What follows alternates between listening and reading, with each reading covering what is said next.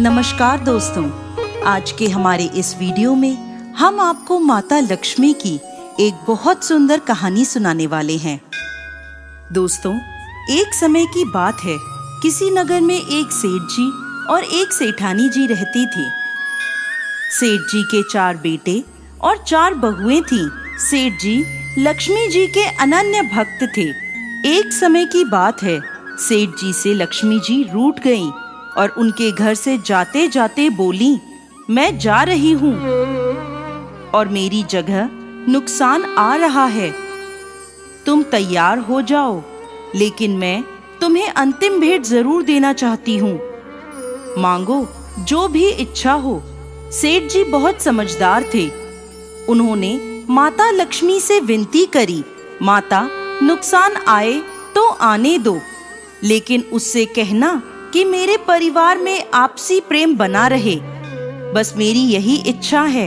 लक्ष्मी जी ने तथास्तु कहा और वह अंतर्ध्यान हो गईं।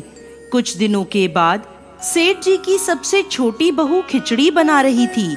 उसने नमक आदि डाला और अन्य काम करने लगी।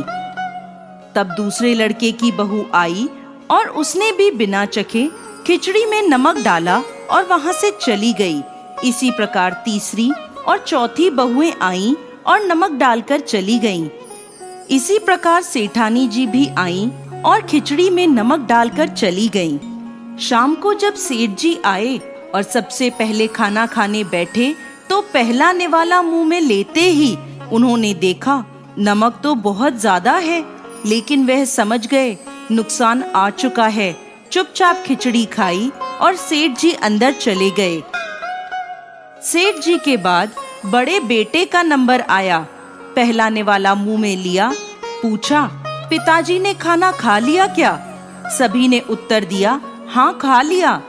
बड़े बेटे ने पुनः पूछा, क्या कहा उन्होंने? सभी ने उत्तर दिया, कुछ नहीं बोले। अब लड़के ने सोचा, जब पिताजी ही कुछ नहीं बोले तो मैं चुपचाप खा लेता हूँ। इस प्रकार घर के अन्य सदस्य एक एक कर आए और खाना खाने बैठे। पहले वाले के बारे में पूछते और चुपचाप खाना खाकर चले जाते। रात को जब सेठ जी सो रहे थे, तो उनके सपने में नुकसान आया और हाथ जोड़कर सेठ जी से कहने लगा, मैं जा रहा हूँ। सेठ जी ने पूछा, क्यों, क्या हुआ? तब नुकसान कहता है, आप लोग 1 किलो तो नमक खा गए, लेकिन बिल्कुल भी झगड़ा नहीं हुआ। मेरा यहाँ कोई काम नहीं है। झगड़ा और कमजोरी हानि और नुकसान की पहचान है। जहाँ प्रेम है, वहाँ लक्ष्मी जी का वास है। ऐसा कहकर नुकसान सेठ जी के घर से चला गया और लक्ष्मी जी सेठ जी के घर में पुनः आकर विराजमान हो गईं। तो दोस्तों, कैसी लगी आपको आज की हमारी ये कहानी? हमें कमेंट बॉक्स में लिखकर जरूर भेजिएगा और साथ ही साथ हमारे इस चैनल को सब्सक्राइब करना ना भूलें। जय माँ लक्ष्मी।